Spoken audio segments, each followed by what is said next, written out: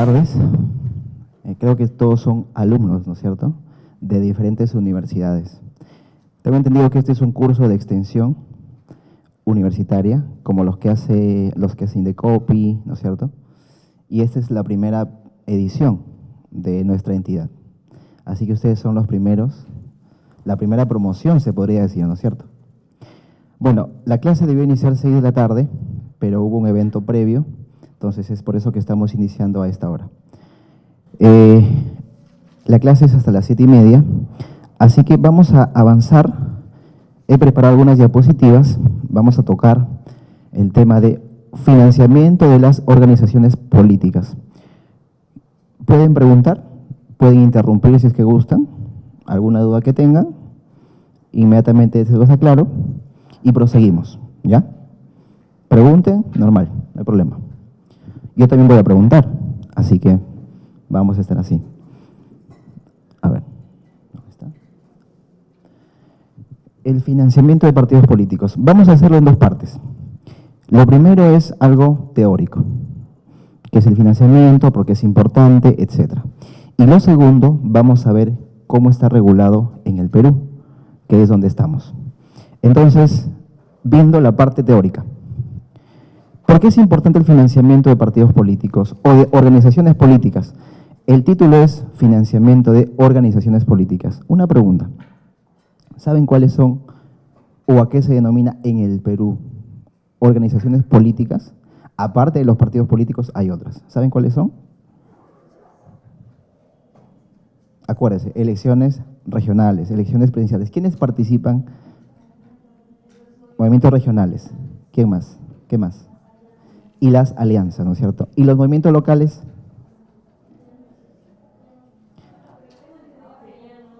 Claro, los movimientos locales participaron hasta el año 2018. Eso fue su última posibilidad de participación. Y las elecciones complementarias, que hubieron en 12 distritos.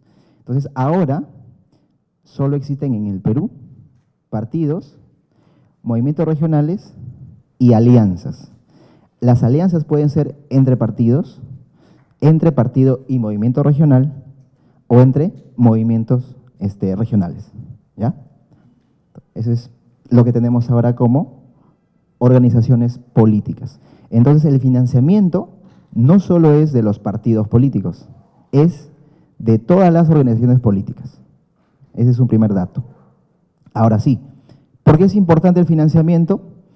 Es importante en democracia. Recuerden que en la democracia la mejor forma de elegir candidatos o gobernantes es mediante elecciones periódicas. Y para que haya elecciones periódicas se requiere dinero. ¿Por qué?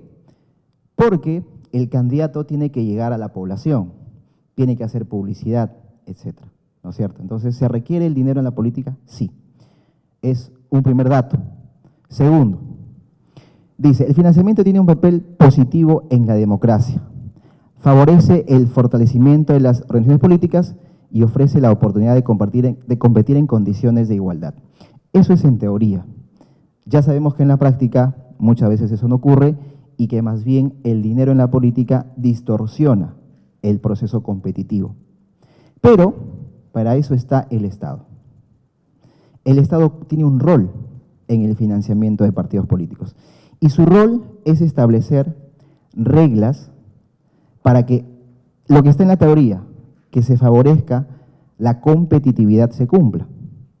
Tiene un rol regulador del financiamiento de los partidos políticos. Entonces tenemos por un lado los partidos y otros movimientos regionales, alianzas, que requieren fondos, correcto.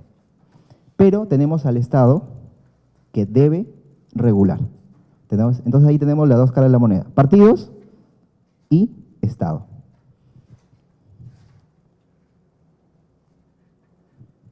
¿Cuál es la mejor manera de regular el financiamiento? Ahí hay dos opciones claramente definidas.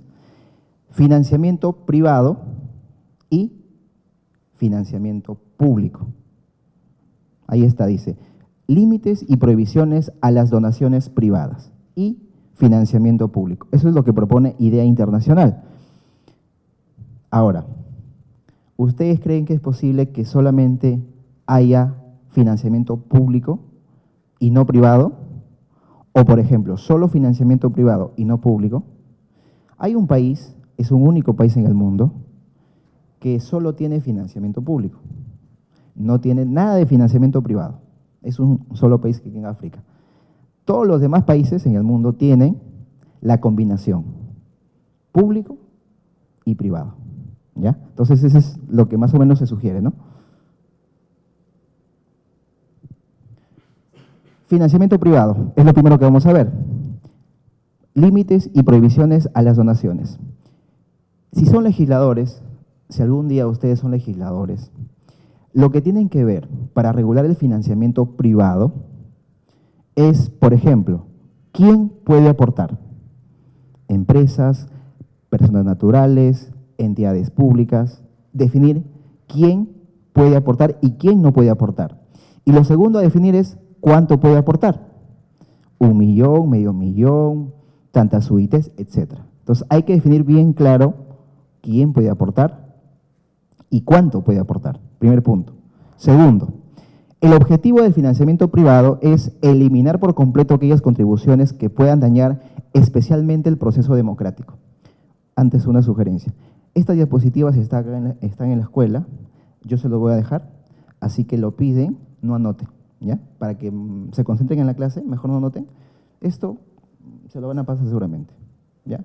Yo ya se lo he dado a la escuela seguramente se lo va a remitir, así que no anoten. ¿Algún dato que no esté acá? Eso sí anótenlo, ¿ya? Ejemplos, dice. Por ejemplo, las entidades públicas no pueden aportar, ¿no es cierto? ¿Qué más? Donaciones extranjeras, empresas, fuentes anónimas. Eso es en teoría, ¿no es cierto? Hay ciertas variantes según el país. En el Perú, por ejemplo, las entidades públicas obviamente no pueden aportar, extranjeros con alguna limitación, las empresas también con limitaciones, fuentes anónimas, en la regulación última eso ya se ha prohibido. Pero eso lo vamos a ver cuando veamos el caso peruano. Problemas, el control de las donaciones. Ese es el principal problema, ¿no? Porque ¿cómo controlar que una empresa dice, a ver, yo te aporté 30 UITs, correcto, pero ¿cómo sabemos si realmente ha aportado 30? Puede que haya aportado mucho más, no sabemos. Lo que ha pasado con Odebrecht, ¿no es cierto? Odebrecht ha aportado a muchos partidos políticos en el Perú, pero eso no fue declarado ante la OMP. ¿Y eso cómo lo sabemos? A través de investigación fiscal. Ni siquiera por investigación de la OMP, sino por investigación en el ámbito penal, ¿ya? Pero eso es lo que ha pasado en el Perú. Y es por eso que también las leyes se han emitido y se han promulgado leyes en el 2017 y otra ley reciente, la del financiamiento que se ha publicado el 27 de agosto, que es otra norma. Financiamiento público. Es la otra modalidad. Uno es el privado y el otro es el financiamiento público. Es un complemento del financiamiento privado. Dice, objetivos, garantizar que todos accedan a recursos para llegar al electorado. Acceso a fondos para campañas y reducir ventaja de competidores con recursos abundantes. Esos son los objetivos. Lo que pasa es que el Estado dice, a ver, yo voy a financiar con el objetivo de que los partidos que tienen mucho dinero no aprovechen eso para competir en una posición de ventaja con los partidos que no tienen dinero. Esa es más o menos la idea del financiamiento público. Sin embargo, también hay un problema con el financiamiento público. Puede que eso incentive a crear partidos únicamente con el propósito de obtener el financiamiento, ¿no es cierto? Dice, bueno, es plata del Estado, tengo mi partido y tengo derecho a que el Estado me dé plata, porque tengo mi partido inscrito. Esa es la desventaja. Sin embargo, para evitar ese problema, se establece lo que se llama el umbral mínimo. ¿Qué significa el umbral mínimo? Que un partido político debe cumplir una condición esencial para acceder al financiamiento, ¿ya? ¿Cuál es esa condición, por ejemplo, en el caso peruano?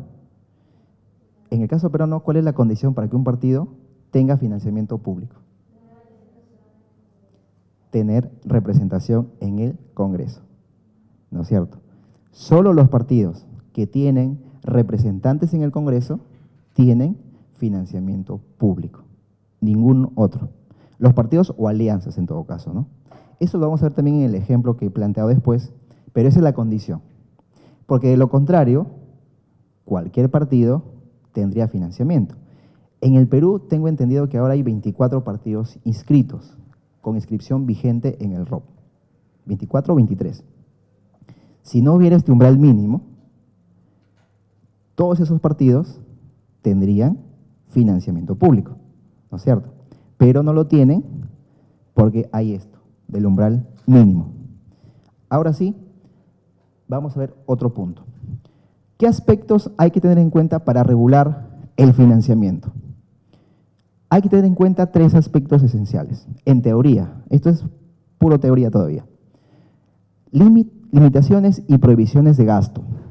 Eso significa que hay que regular cuánto puede gastar un partido en una campaña. ¿Cuánto puede gastar? Segundo, verificación y control. Un aspecto central de la regulación del financiamiento es la verificación y control. ¿Qué pasa si yo tengo buenas reglas que dicen, a ver, las empresas no pueden aportar? Segundo, se prohíbe aportes anónimos. Tercero, se prohíbe actividad proselitista, etcétera, para recaudar fondos. Pero ¿qué pasa si no hay capacidad y control? ¿Qué pasa si no hay un organismo que fiscalice ese dinero que entra a los partidos? Entonces la norma no sirve de nada, ¿no es cierto? Y es más o menos lo que ha estado pasando en el Perú. O sea, teníamos reglas que prohibían donaciones, etcétera, pero no tenemos un organismo que realmente lo fiscalice bien. Entonces, no solamente es necesario las prohibiciones, es mucho más importante verificar y controlar esos aportes. Y lo último, cumplimiento de normas y sanciones. Una vez que verificas, ¿qué haces? Detectas, si es que hay o no, irregularidades, ¿no es cierto? Eso es la verificación. Bien. Si detectas irregularidades, ¿qué vas a hacer? Vas a sancionar. Pero para que sanciones, debes tener una norma que te habilite a sancionar, ¿no es cierto? Ustedes saben eso, principio de legalidad. No te pueden sancionar si es que no existe una norma expresa que tipifique una sanción. ¿Ustedes acá son estudiantes de Derecho? ¿Todos? ¿También creo que hay de Ciencia Política? Ciencia Política y Derecho, ¿no es cierto? Bueno, cualquier sanción en el ámbito administrativo, porque esto es ámbito administrativo, es en base al principio de legalidad. Entonces, tenemos buenas normas que establecen prohibiciones, correcto, pero no tenemos buena verificación y no tenemos buenas sanciones. No sirve de nada. Entonces, hay que tener todo. Buenas prohibiciones, buena verificación y control y sanciones adecuadas. Eso es lo ideal. Ahora sí, veamos el caso peruano. ¿Cuál es la base normativa? Tenemos la Ley 30905, Ley de Reforma Constitucional, que estableció y modificó el artículo 35 de la Constitución. ¿Por qué creen que es importante que el financiamiento se haya regulado en una ley, o mejor dicho, se haya establecido en la Constitución? ¿Por qué no solamente en la ley? ¿Por qué creen que se ha constitucionalizado? ¿Cuál es, en todo caso, la ventaja o la diferencia que existe entre una norma que está en la Constitución y una norma que está en la ley? ¿Cuál es la ventaja?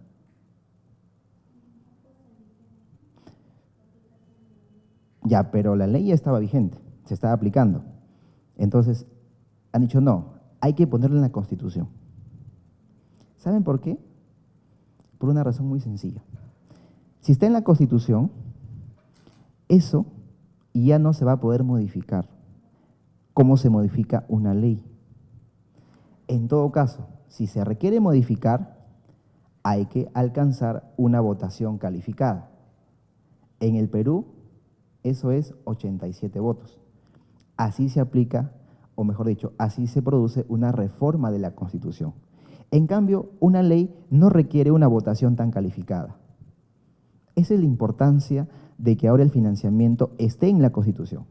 Muchos decían, bueno, no es importante que esté en la Constitución, ¿no? Porque en la Constitución no tiene que estar todo. Es correcto también esa apreciación. Sin embargo, se ha decidido que así sea, y además esta norma constitucional ahora fue ratificada mediante referéndum, ¿no es cierto? La gente votó por esta disposición, que ahora está en la Constitución. Entonces la ventaja es esa, que no se va a poder modificar tan fácilmente, como sí es posible hacerlo con una ley. Luego tenemos la ley 306/89, que modificó la ley 28094, se publicó el 30 de noviembre de 2017. Y la OMPE ha publicado una resolución jefatural que establece el reglamento de financiamiento y supervisión de fondos partidarios, publicada el 9 de febrero de 2018. Entonces, esa es la base normativa esencial para ver todo el tema de financiamiento. Miren, eso es lo que establece la Constitución, la parte pertinente del artículo 35. Dice, mediante ley se establecen disposiciones orientadas a asegurar la transparencia sobre el origen de sus recursos económicos, se refiere a los partidos políticos, así como su verificación, fiscalización, control y sanción. Justo lo que hemos estado hablando, ¿no es cierto? Verificación, fiscalización, control y sanción. Bueno, la Constitución lo dice de manera muy genérica, ¿no es cierto? Luego dice, el financiamiento de las organizaciones políticas puede ser público y privado. Recoge también dos formas de financiamiento, público y privado. Luego dice, se rige por ley conforme a los criterios de transparencia y rendición de cuentas. Bueno, son criterios para regular el financiamiento público-privado. Luego dice, el financiamiento público, la primera modalidad, promueve la participación y fortalecimiento de las organizaciones políticas bajo criterios de igualdad y proporcionalidad. Esto de la igualdad y proporcionalidad se refiere al 40 y 60% de aportes, que lo vamos a ver después en una diapositiva. Eso ya está regulado. Luego dice, el financiamiento privado se realiza a través del sistema financiero, con las excepciones, topes y restricciones correspondientes. ¿Se acuerdan que cuando se discutía mucho eso del financiamiento, mucha gente decía, ahora se ha regulado el financiamiento bancarizado? Eso es lo que nos vendieron, ¿no es cierto? Esa es la idea que se ha vendido. Ya está bancarizado todo. Pero miren lo que dice la Constitución.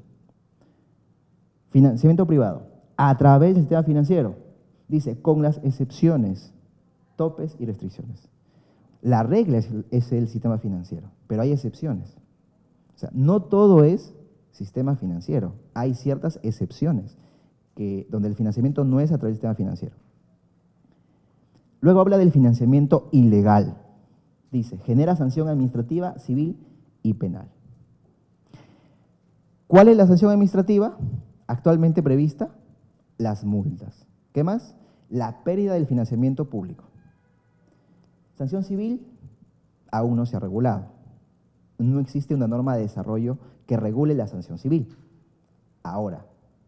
Y sanción penal, se ha promulgado una ley. Anoten esta ley que no está en la diapositiva, ¿ya? Creo que por acá la tengo. Anoten esta ley y descárguela, por favor. Cuando tengan tiempo la leen. Es la ley 309/97. Esta ley ha incorporado al Código Penal el delito de financiamiento ilegal, en desarrollo del artículo 35 de la Constitución, ¿ya? Y luego dice, el último párrafo, solo se autoriza la difusión de propaganda electoral en medios de comunicación radiales y televisivos mediante financiamiento público indirecto.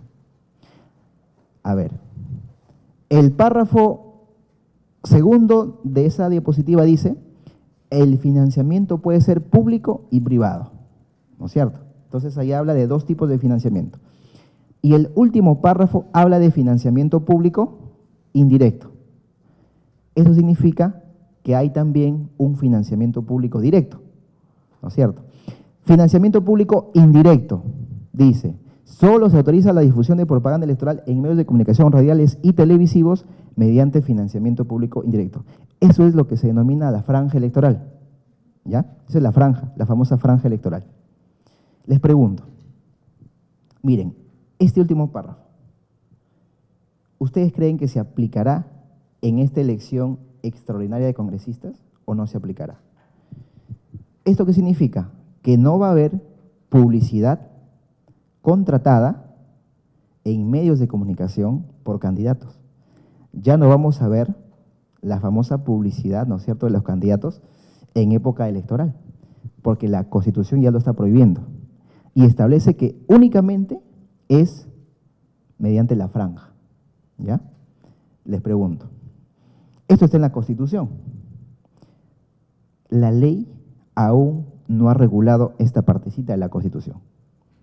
Entonces, si está en la Constitución, pero aún no existe hasta ahora una ley que lo haya desarrollado, ¿se va a aplicar o no se va a aplicar a la elección que ya estamos por iniciar? ¿Qué piensan?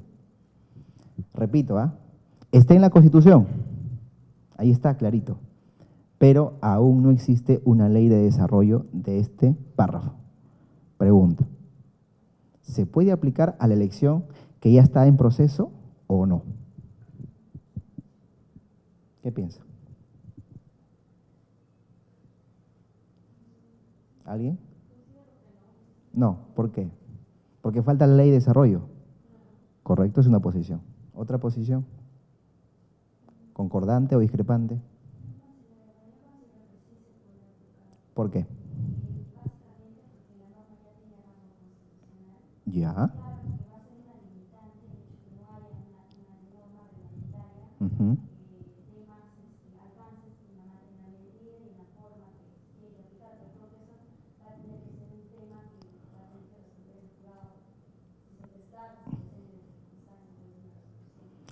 Claro. Bueno, yo les doy una explicación teórica. Antes, la Constitución era una norma política, pero ahora la Constitución es una norma política y jurídica. Tiene dos connotaciones esenciales. Entonces, esto que está acá es una norma jurídica, una regla. Dice, solo se autoriza la difusión mediante financiamiento público indirecto. Es una regla que está vigente, por lo tanto, tiene que aplicarse, independientemente que exista o no una ley que lo desarrolle, porque es una regla muy clara. Si fuera una regla programática que requiera desarrollo, ahí sí, pues, ¿no? Hay que esperar que el legislador desarrolle. Porque es una regla muy clara, dice, solo existe esa posibilidad.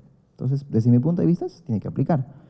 Y en ese sentido ya no tiene que haber publicidad en medios, contratada por los candidatos. Sí va a haber, pero la franja, que es la que siempre ha existido, ¿no? Sí.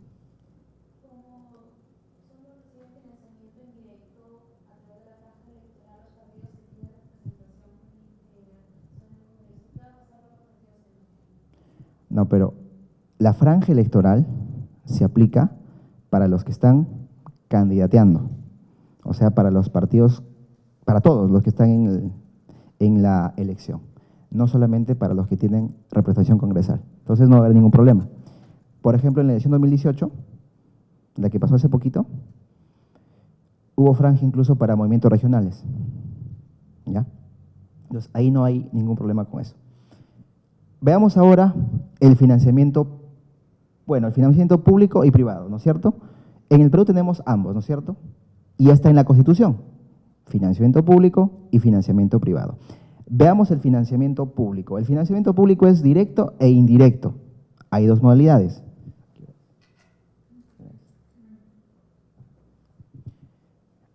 ¿Qué es el financiamiento público directo?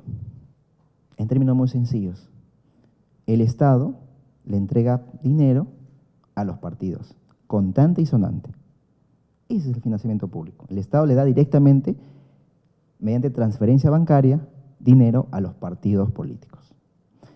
¿Y cuál es la condición? Como ya dijeron sus compañeros, que tengan congresistas, representación en el Congreso. Y el financiamiento público indirecto es lo que hemos dicho, es la franja electoral. Pero, sí, pregunta.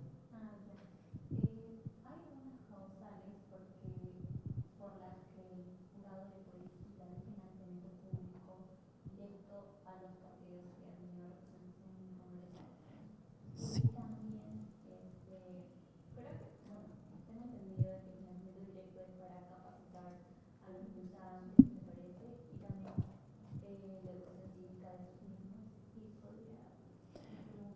Sí, en una diapositiva siguiente está justamente lo que está preguntando. Así que ahí lo vamos a ver. Y si tiene alguna duda por ahí, profundizamos, ¿ya? Entonces, directo. Y el indirecto es la franja, pero también hay otra forma de financiamiento público indirecto que es el espacio no electoral. Fíjese en esta diapositiva. ¿Cuál es el espacio no electoral? El espacio, es decir, el periodo en el cual no hay elecciones. Entonces, en el jurado manejamos dos conceptos. Periodo electoral, que comprende desde la convocatoria de elecciones hasta que el jurado emite la resolución declarando concluido el proceso electoral. Ese es el periodo electoral, ¿ya? Y el periodo no electoral es después de esa resolución hasta que se convoque nuevamente a otro proceso electoral. Entonces, según la ley, el financiamiento público indirecto es mediante la franja, que es en periodo electoral, y también el espacio en periodo no electoral. Sin embargo, ¿cuál es la diferencia? La franja se otorga a todos los que están en carrera electoral, ¿no es cierto?, los que están compitiendo. En cambio, el espacio no electoral únicamente a los partidos que tienen representación en el Congreso. Esa es la diferencia, mejor dicho, principal, entre franja y espacio no electoral en el financiamiento indirecto. Ahora sí veamos el financiamiento público directo con mayor detalle y de alguna manera respondiendo a la pregunta de su compañera. Miren, hubo una modificación en el 2017. Hay un cuadrito comparativo ahí entre la ley 28094 y la ley 30689, que es la reforma.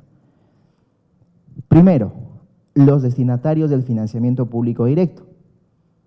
Los partidos para la ley 28094, mientras que la otra ley es para partidos y alianzas. Ese es el cambio. ¿Cómo es el porcentaje? Es el 0,1% de la UIT por voto emitido. Eso es lo que le corresponde a los partidos. 0,01% de la UIT por cada voto emitido, ¿ya? Ese es el porcentaje. Entonces, si un partido, por ejemplo, saca más votos, tiene más plata, más financiamiento. Y el partido que saca menos votos, tiene menos financiamiento, porque eso depende de la cantidad de votos que obtenga. El momento de la utilización de los fondos. Los fondos se utilizarán en el quinquenio posterior a la elección. Ejemplo, en la elección del 2016, los fondos se han otorgado desde el 2017 y se otorgarán hasta el 2021. Pregunta. Ahora tenemos un parlamento disuelto, ¿no es cierto? Hay una elección complementaria, o elección extraordinaria, mejor dicho. Actualmente hay 4 partidos y 2 alianzas que reciben el financiamiento del Estado, el financiamiento público. ¿Qué pasa si en la elección que se viene en enero, otros partidos son los que obtienen la representación congresal? Puede darse, ¿no es cierto? ¿Y qué pasa con los partidos que ahora tienen financiamiento? No logran obtener representación congresal. ¿Qué va a pasar con el financiamiento público? ¿Lo seguirán teniendo o no? ¿O lo perderán?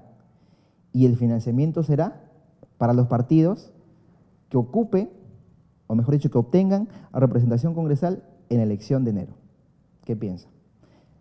La norma dice Los fondos se utilizan en el quinquenio posterior a la elección, habla de un quinquenio. Exacto. ¿Eso qué significa? Que la norma no se puso en el supuesto de que el Parlamento sea disuelto. Pero bueno, ya tenemos el escenario. Entonces, ¿qué piensa? ¿Van a perder el financiamiento o van a seguir? ¿O el financiamiento va a ser para los partidos que tengan representación congresal?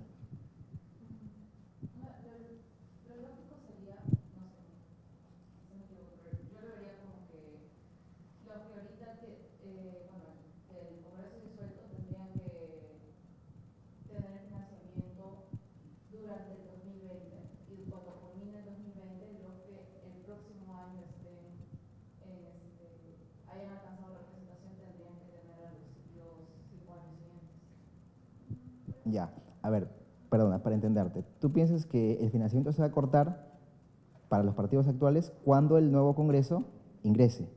Y entra lo de financiamiento para los partidos del nuevo Congreso. Ok, muy bien.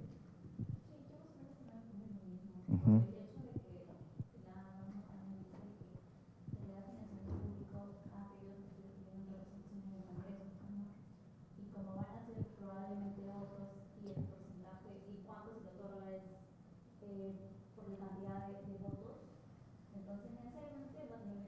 Sí, claro, exacto. Entonces, yo también soy de esa idea, que el financiamiento se va a cortar para los partidos y alianzas que ahora están con financiamiento y se le tiene que otorgar a los partidos que obtengan representación en el Congreso.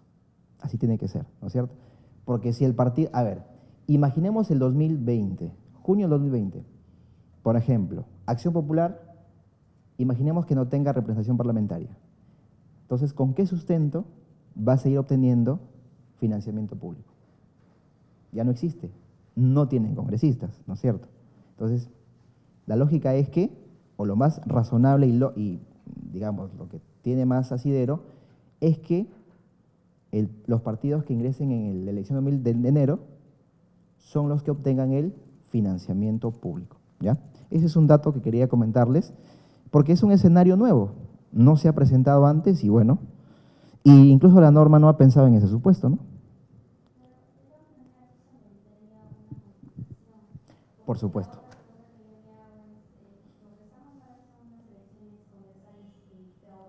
Así es. Así es. Sí.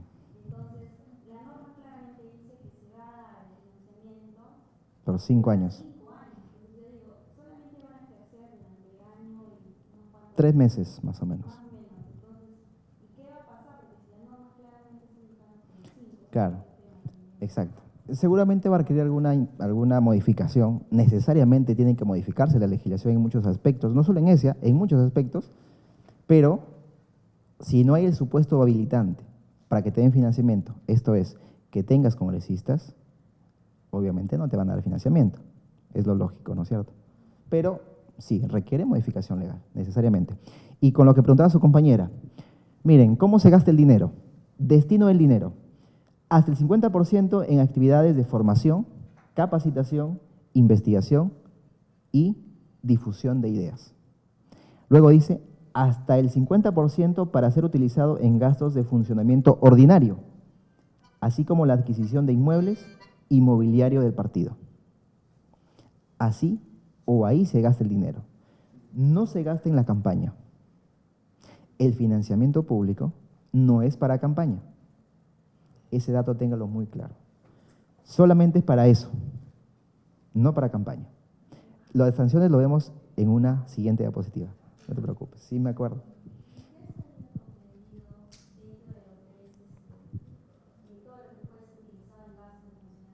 Ordinario.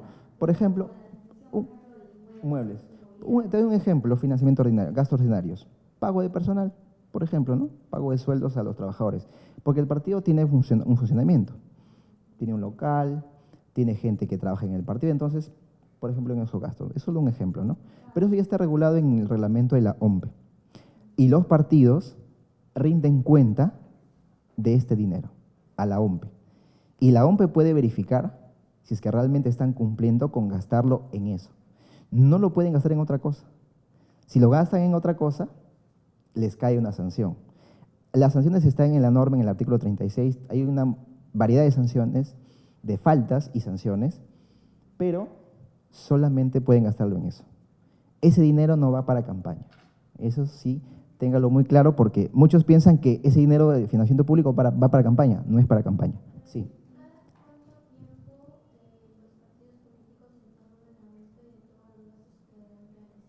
Allá.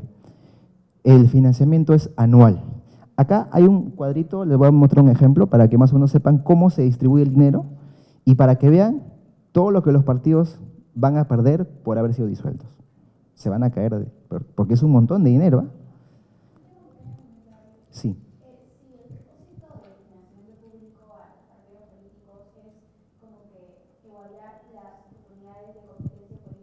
En teoría. En teoría. Así es.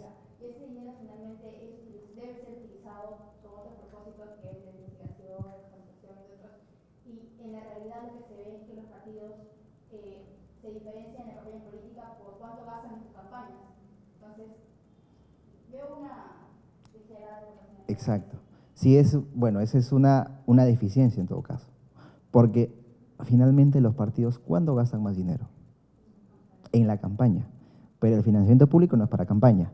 Ahora, hay un financiamiento público en campaña, que es la franja. Ese es el financiamiento público indirecto.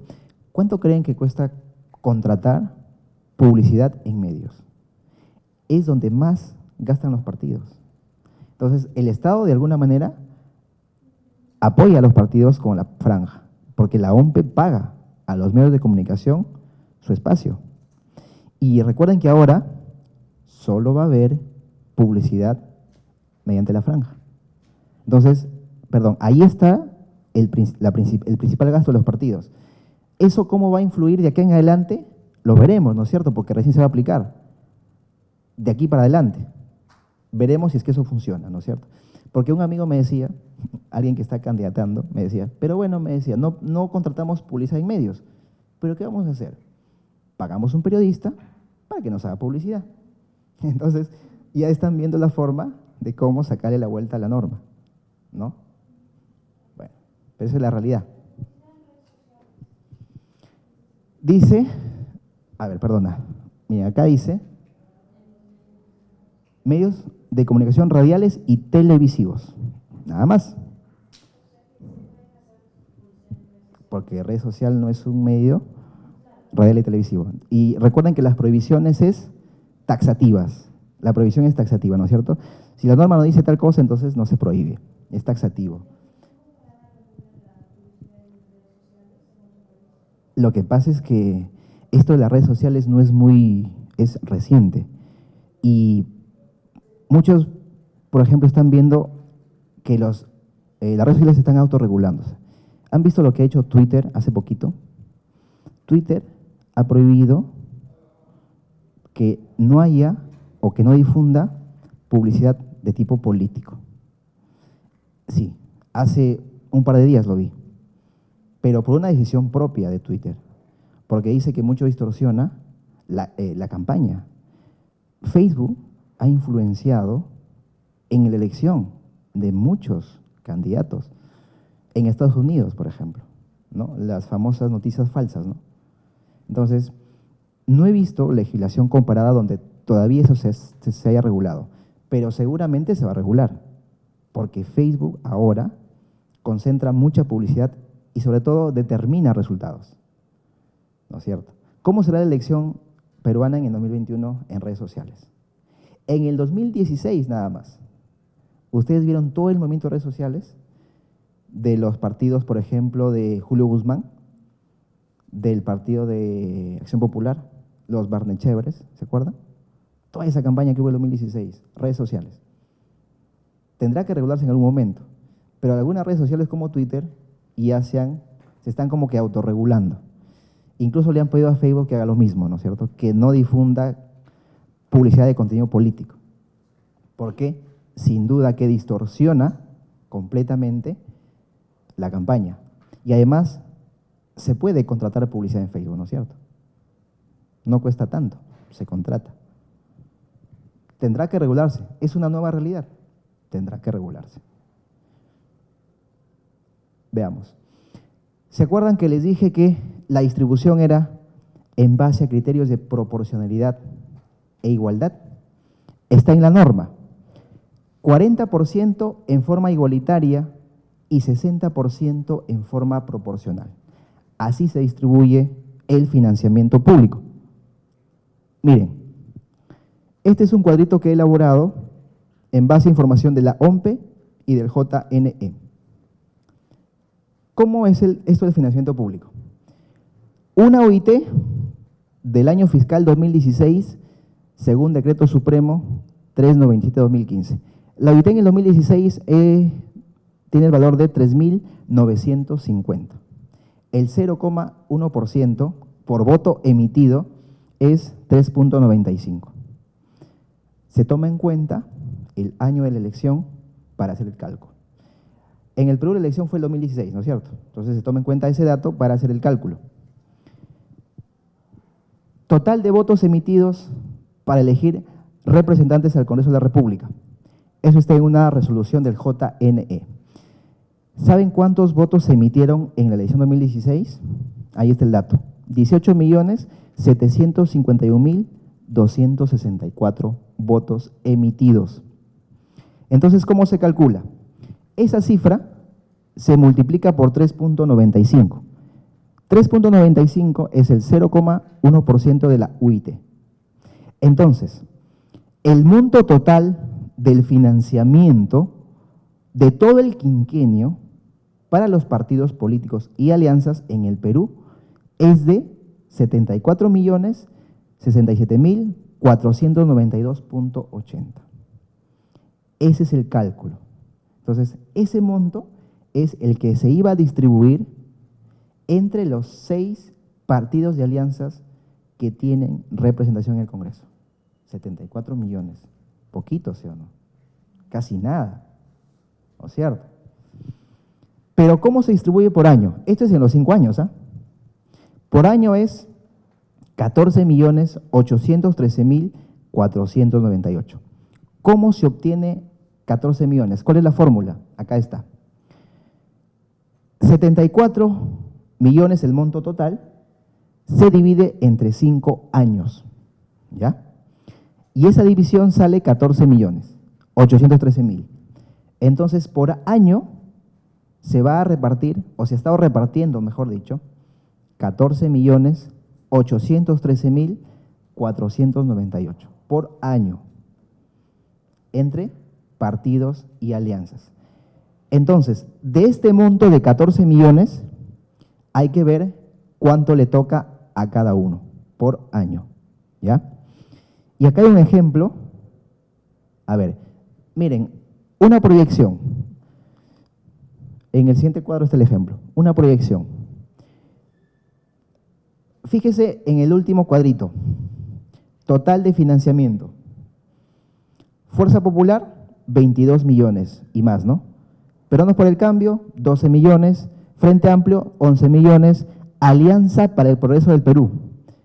Le he puesto en rojo porque es una alianza conformada por 2 partidos más. Porque Alianza para el Progreso no se llama Alianza para el Progreso del Perú, es Alianza para el Progreso nada más, pero es una alianza. 9 millones, Alianza Popular. ¿Quiénes conformaron Alianza Popular? ¿Se acuerda? APRA, PPC y Vamos Perú, correcto. Le tocaba 9.976.101.61. Y Acción Popular le toca 8.434.364. Ese monto le hubiera tocado a los partidos políticos hasta el 2021 si el Congreso no se hubiera disuelto. Fuerza Popular, 22 milloncitos. Perdón por el Cambio, 12 milloncitos. Pero como el Congreso se ha disuelto, eso en algún momento se va a cortar. Imagínense todo lo que han perdido los partidos políticos con esto de la disolución. Ahora, ¿cómo se distribuye por cada partido? Acá hay un caso práctico. Veamos Fuerza Popular, que es el partido que recibe más financiamiento. ¿Por qué más financiamiento? Exacto. Y tiene más votos. Es el que tuvo más votos. Ahí se aplica el tema de que el que tiene más votos recibe más financiamiento.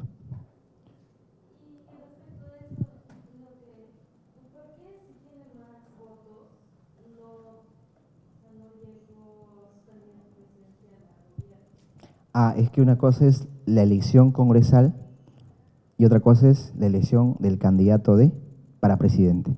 Es un conteo diferente.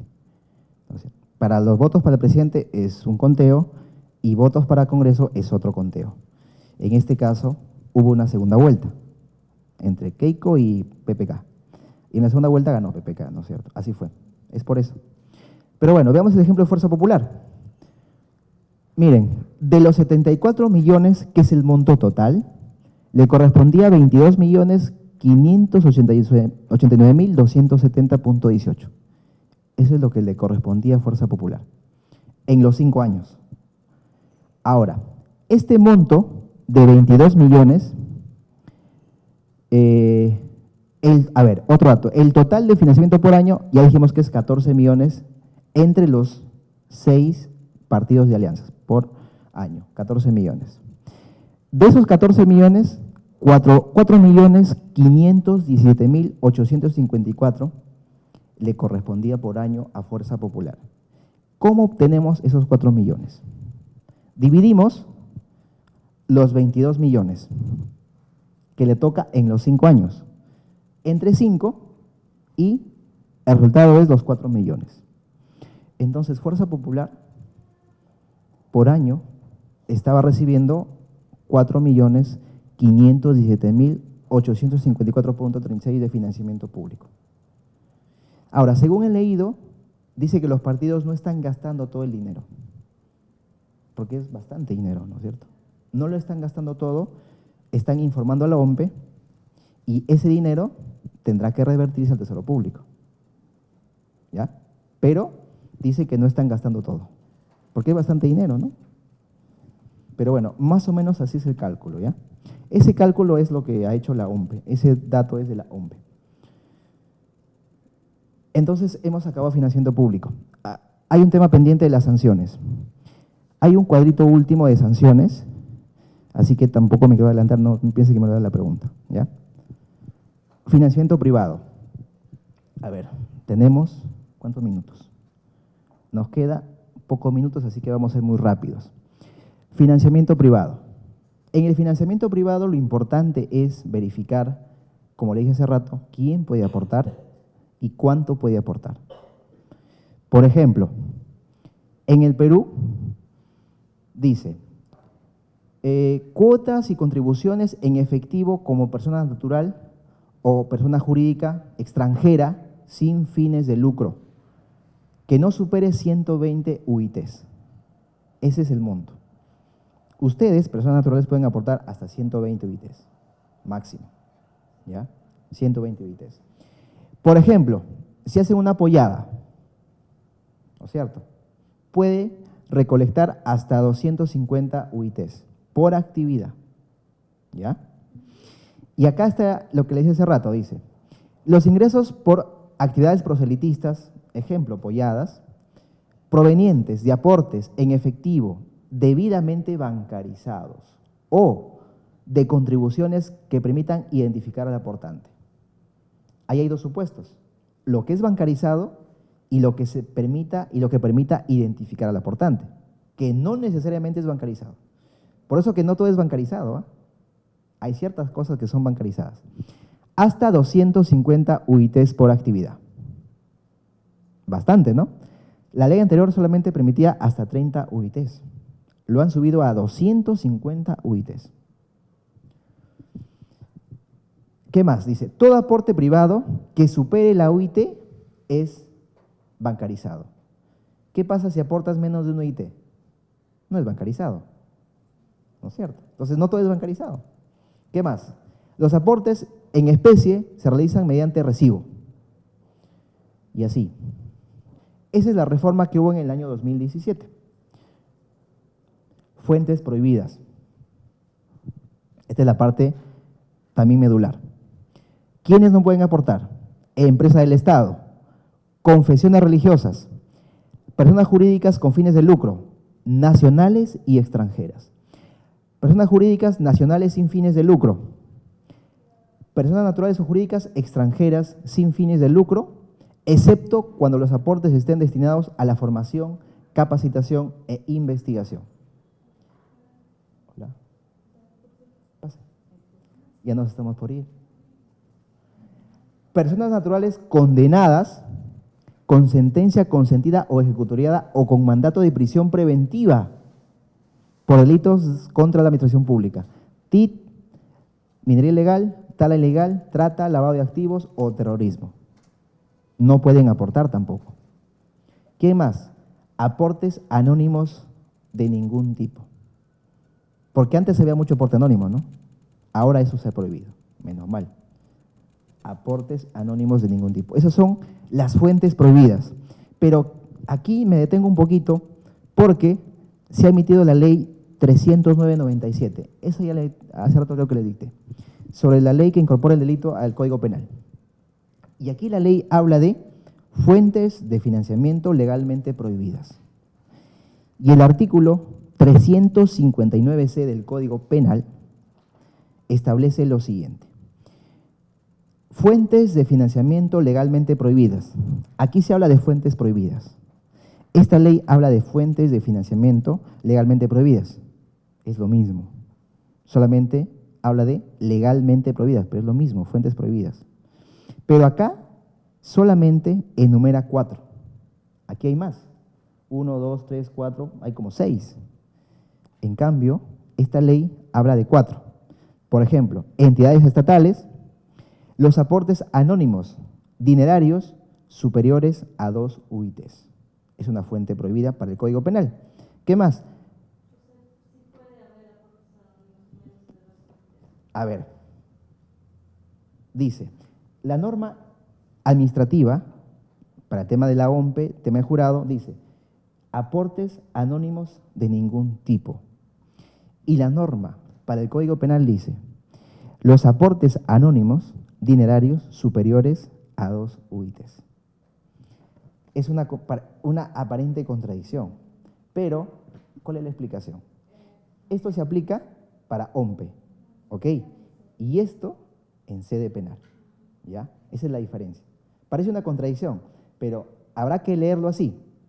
Esto es para OMPE, para jurado, para el ámbito electoral, y esto es para el ámbito penal. ¿Qué más? Personas naturales, lo que está ahí también, igualito. Y también se ha incluido a los que provengan de personas jurídicas nacionales o extranjeras sancionadas penal o administrativamente en el país o en el extranjero por la comisión de un delito o que se haya sancionado conforme a lo señalado en la ley 304/24. Entonces, ahí no se confundan.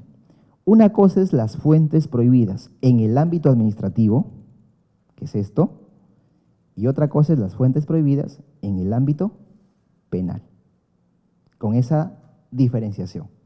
Porque yo también no entendía por qué acá hay una cosa y acá hay otra cosa, pero un poco interpretando es que esto vale para el ámbito administrativo y eso vale para el ámbito penal. ¿Ya? ¿Qué más? A ver, fuentes prohibidas. Verificación y control.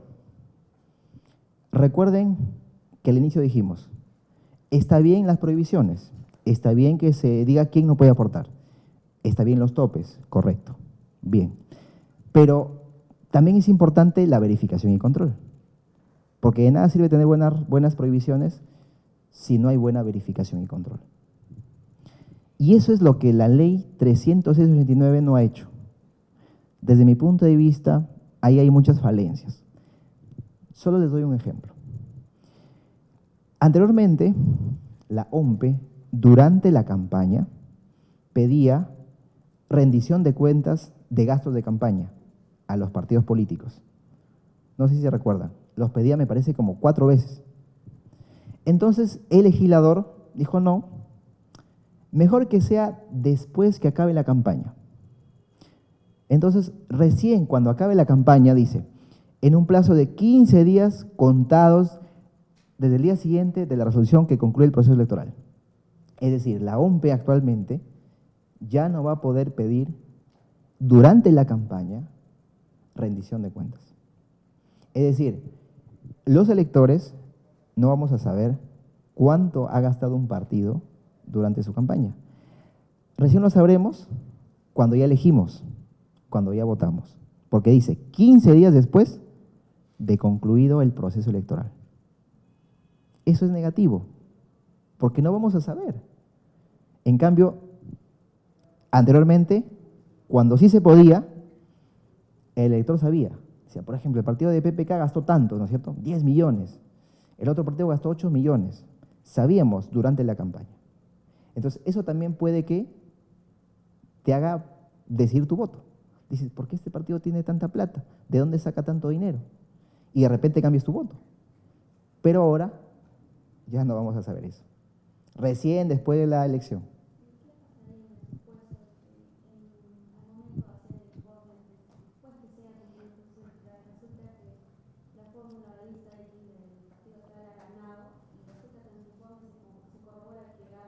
Aportes indebidos. Bueno, simplemente viene la sanción administrativa, las multas, nada más. Pero los candidatos ya están elegidos. Los candidatos van a seguir en el cargo, porque la sanción, es lo que justo vamos a ver ahorita, solamente es multa. No hay otro tipo de sanción. Acá está. Aquí está. Miren, la última diapositiva. Sanciones.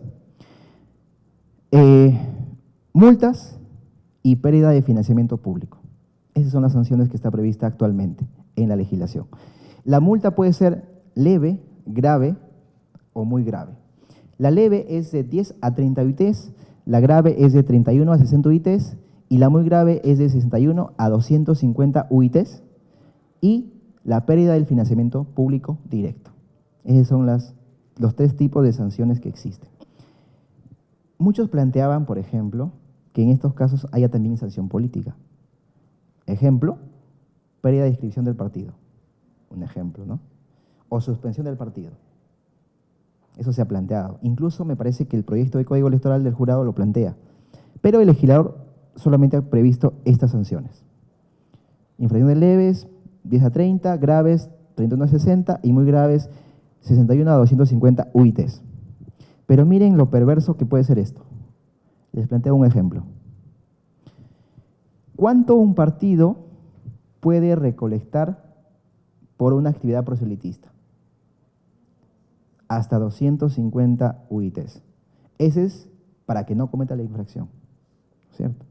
Ok.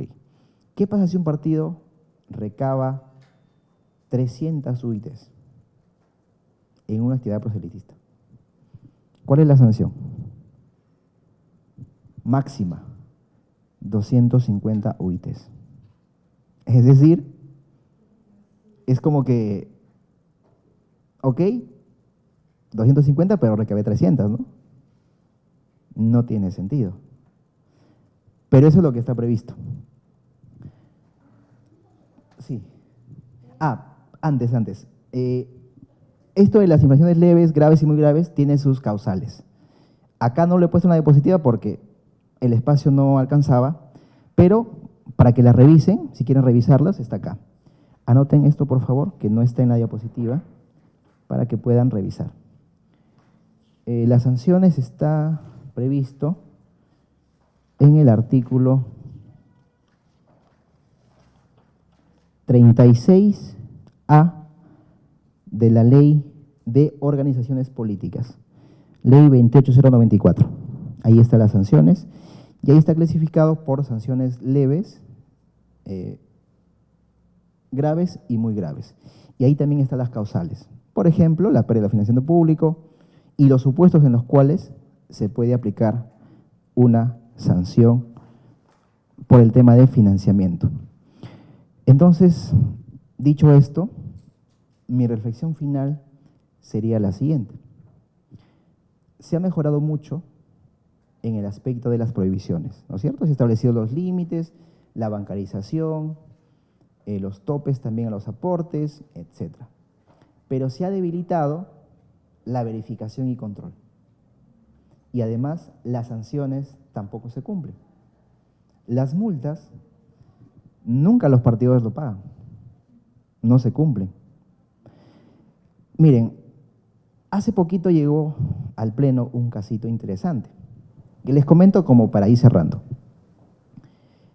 La última parte de esta diapositiva dice lo siguiente: para que una organización política conforme una alianza, cambie de denominación o realice cualquier acto que modifique su ficha de inscripción, debe acreditar previamente el cumplimiento de las sanciones impuestas. Les comento un casito rápido. Hace poco un partido, no voy a decir el nombre, quería inscribir nuevos dirigentes. Esto es, quería modificar su ficha de inscripción. No voy a decir el nombre. Pero, ¿qué pasa? Este partido debe una multa, ¿ya? A la OMPE, le debe una multa. Entonces, el ROP dijo, ¿sabes qué? Yo no puedo modificar tu partida electrónica mientras no pagues tu multa, porque ahí está en la norma, ¿ya? Entonces el partido dice, no, esta norma es inconstitucional, vulnera mi derecho de participación política. Por lo tanto, ha impugnado al jurado, porque dice, no, esta norma me está vulnerando. Yo, por ejemplo, pienso que este candado que ha puesto el legislador es interesante, porque va a obligar a los partidos a que paguen sus multas. Caso contrario, el partido se queda inactivo, ¿no es cierto? Porque no puede cambiar dirigentes, no puede, en términos sencillos, no puede modificar su partida electrónica, donde están todos sus datos, su denominación, símbolo, dirigentes, etc. Entonces, es un candado interesante. Para que un partido ahora cambie esos datos, primero tiene que pagar su multa. Entonces, de alguna manera, parece que con ese mecanismo se les obligaría a pagar su multa. Pero este partido ha impugnado la decisión al Pleno y bueno, el Pleno todavía no decide. Así que no les voy a decir tampoco la decisión, pero les comento que ese caso existe. Creo que eso sería todo. Además, estamos ya también en la hora, son 7:30. ¿Alguna pregunta adicional o final? Si no, ya hasta aquí estamos. Sí. Sí, sí. Si es que hay algún control sobre los bienes que puede adquirir el partido durante el tiempo en el que tiene financiamiento directo. O sea, le pregunto porque me llamaría la atención, por ejemplo, que digamos que con el monto que reciben en el primer año compran un bien inmueble y que en el segundo, tercer, cuarto año lo venden y con ese dinero ya podrían hacer campaña. Ahí está, mira, dice, hasta 50% en gastos de ordinarios, así como la adquisición de inmuebles y mobiliario del partido. Hasta ese límite, el partido puede comprar un bien, ¿no es cierto? Hasta ese monto. El bien pasa a ser parte del partido. Entonces, el partido cumple con informar que compró un bien hasta cierto monto. Esa es su obligación. Ahora, si el partido luego ese bien obtiene fondos, eso ya no está sujeto a control, porque ya es un bien del partido. Lo que le toca al partido es cumplir con esto, ¿no es cierto? Comprar el bien hasta el monto previsto. Si lo compra por un monto adicional, está incumpliendo la norma. Pero luego ese bien, el partido lo puede alquilar, lo puede transferir nuevamente, ya es del partido. Es del partido. ¿Otra pregunta? Si el financiamiento solo es antes de la campaña, durante la campaña solamente están obligados a utilizar su propio dinero o de las donaciones, las financiamientos privados y todos esos cosas. Sí. Para que quede claro, en la campaña hay dos tipos de financiamiento. Financiamiento público indirecto, mediante la franja, que lo paga el Estado, y financiamiento privado. Ese es el financiamiento para campaña. Pero el Estado no le da a los partidos dinero en efectivo para la campaña. Así funciona. ¿Ya? Para que quede claro. Última pregunta.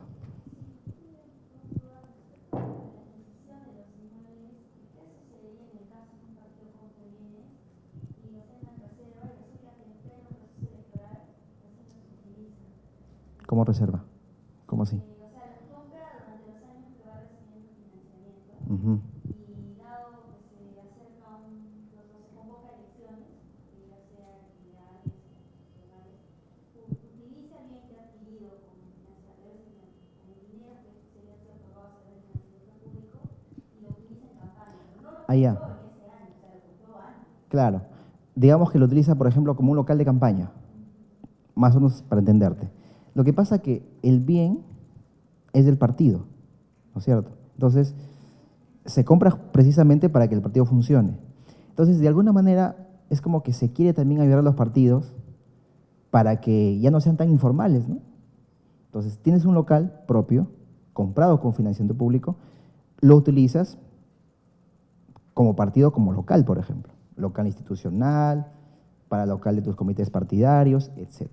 Entonces, claro, al final el partido, de alguna manera, puede aprovecharse de ese financiamiento público para ayudarse un poco en la campaña.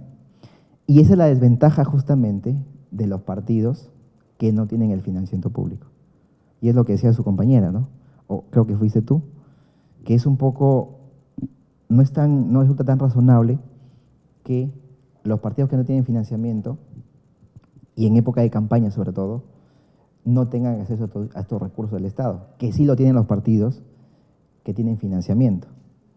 Porque, claro, los bienes que compran lo van a utilizar en la campaña. Un local partidario, por ejemplo. Porque un partido que no tiene local, ¿qué es lo que hace? Alquila un local. ¿Y cuánto cuesta un alquiler local? Grande. Mucha plata. En cambio, un partido que tiene local, ya no alquila. Entonces, ese dinero que tiene lo utiliza en otros aspectos de la campaña. Entonces, claro, hay una ventaja. Pero al final, la ventaja se lo da el pueblo. Porque es el pueblo el que le dice, ¿sabes qué? Yo quiero que este partido entre al Congreso y que ese partido tenga financiamiento. Entonces también es el elector el que decide. De repente no es el mejor sistema, ¿no? Pero es lo que tenemos actualmente. De repente ya cuando ustedes sean congresistas, cambien las cosas, ¿no? Y mejoren un poco la legislación. Bueno, gracias por su atención y por sus preguntas. Cualquier cosita siempre conmigo pueden contar para pasarle más información. Me escriben nada más y coordinamos. Gracias.